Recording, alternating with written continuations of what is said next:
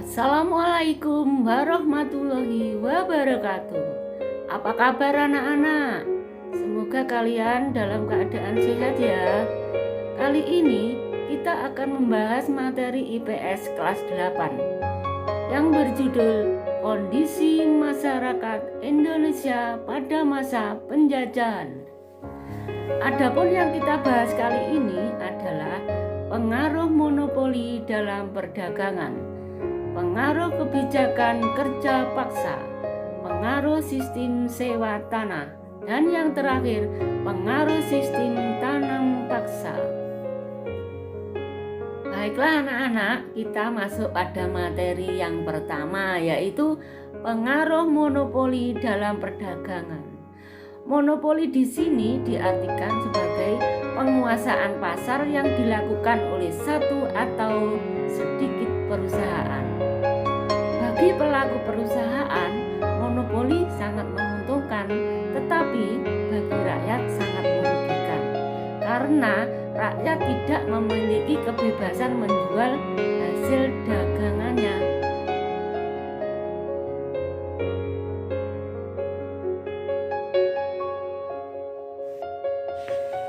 Tanaman cengkeh merupakan tanaman ekspor yang sangat dibutuhkan masyarakat Eropa. Praktek monopoli VOC lah yang menguasai dan memonopoli perdagangan tersebut. Lalu mengapa kerajaan-kerajaan di Indonesia membiarkan VOC memonopoli perdagangan? Karena berbagai cara yang dilakukan Belanda anak-anak, yaitu antara lain divide et impera atau politik adu domba. Adu domba terhadap kerajaan yang satu dengan kerajaan yang lain. Adu domba antar pejabat supaya terjadi permusuhan sesama bangsa sehingga terjadi perang antar kerajaan. Lalu Belanda memihak kepada kerajaan yang menang dan akhirnya Belanda minta balas jasa terhadap kerajaan yang menang berupa penguasaan lahan. Lalu trik berikutnya anak-anak, untuk meluaskan kekuasaan, VOC mempersiapkan penguasaannya secara perang atau militer. Adapun beberapa gubernur jenderal VOC waktu itu yaitu Anthony van Diemen, Johan Matsuyker, Rickloff van Gun, lalu Cornelis Jensen Spilman. Ya, inilah anak-anak gambar dari pemimpin VOC. Dan akhirnya abad 18 VOC bangkrut dan berakhir karena korupsi dan manajemen yang kurang baik. Lalu berikutnya urutan kedua yaitu pengaruh kebijakan kerja paksa. Kerja paksa merupakan kebijakan pemerintahan Gubernur Jenderal Daendels, yaitu bagian dari Republik Batak Perancis. Lalu mengapa ada Republik Batak di Indonesia? Inilah kisahnya anak-anak. Pada awal tahun 1795, pemerintahan Perancis menyerbu Belanda.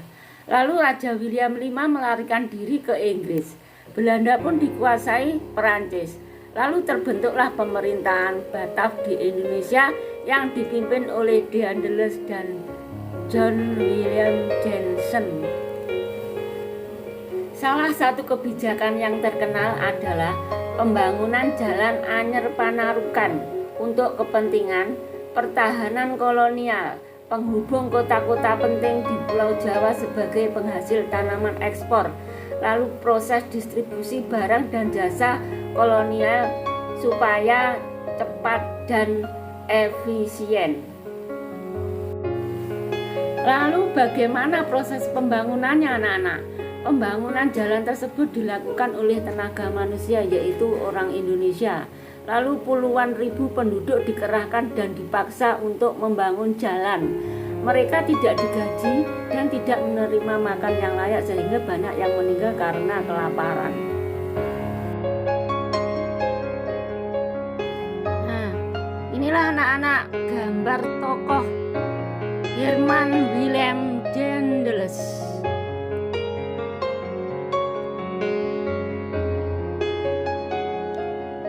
Lalu berikutnya adalah urutan yang ketiga, yaitu pengaruh sistem sewa tanah.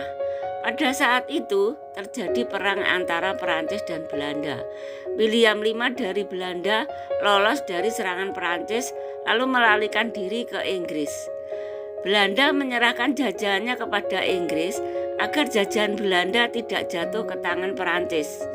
Lalu Jenderal Lord Minto yang dari Inggris itu membagi jajahannya menjadi 4, yaitu Malaka, Sumatera, Jawa, dan Maluku. Lord Minto selanjutnya menyerahkan tanggung jawab kekuasaan atas seluruh wilayah itu kepada Letnan Gubernur Thomas Stamford Raffles. Dalam melaksanakan sistem sewa tanah, Raffles menggunakan teori domain yang berbunyi sebagai berikut. Tanah yang dimiliki petani pada dasarnya adalah tanah para raja yang berpindah pada kekuasaan Raja Inggris, sehingga rakyat wajib memberikan sewa tanah yang sebelumnya diberikan kepada raja-raja mereka sendiri. Sistem sewa tanah berlaku di Pulau Jawa kecuali Banten dan Parahyangan karena telah menjadi milik swasta dan wajib ditanami kopi yang memberikan keuntungan besar kepada pemerintah.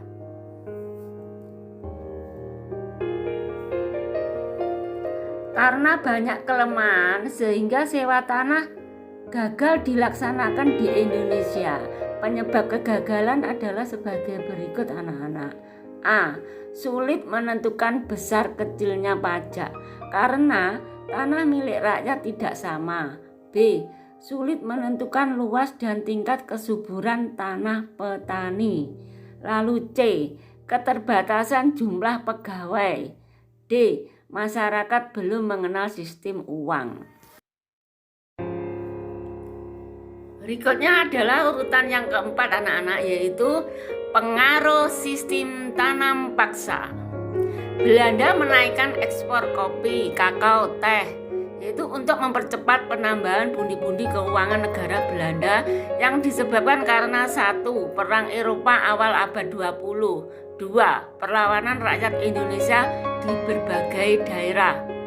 Lalu yang ketiga, Perang Jawa atau Perang Diponegoro.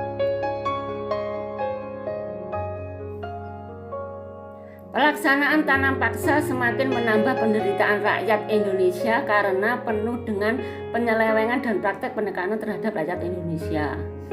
Praktek penekanan dan pemaksaan antara lain 1. 1/5 tanah milik rakyat wajib ditanami tanaman komoditas ekspor Belanda. Yang kedua, hasil panen tanaman wajib yang lebih tidak dibayar oleh Belanda. 3. Tanah milik rakyat yang ditanami tanaman wajib tetap kena pajak. Dan yang keempat, penduduk yang tidak memiliki tanah menjadi pekerja wajib selama 66 hari per tahun tidak diberi upah.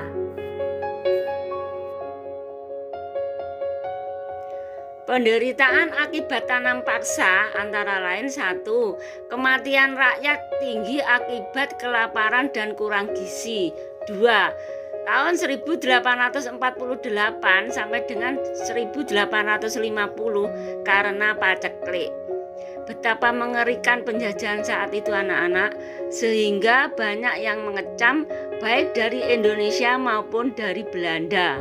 Akhirnya tahun 1870 tanam paksa dihapus dan dikeluarkanlah Undang-Undang Agraria dan Undang-Undang Gula. Undang-Undang Agraria atau Agrariswet yaitu mengatur prinsip-prinsip tanah jajahan yang berisi tanah pemerintah dapat disewa 75 tahun, tanah penduduk 5 sampai dengan 30 tahun. Undang-Undang Gula atau Suikerwet isinya larangan mengangkut tebu keluar dari Indonesia. Tebu diproses di Indonesia. Swasta diberi kesempatan luas untuk mendirikan pabrik gula baru.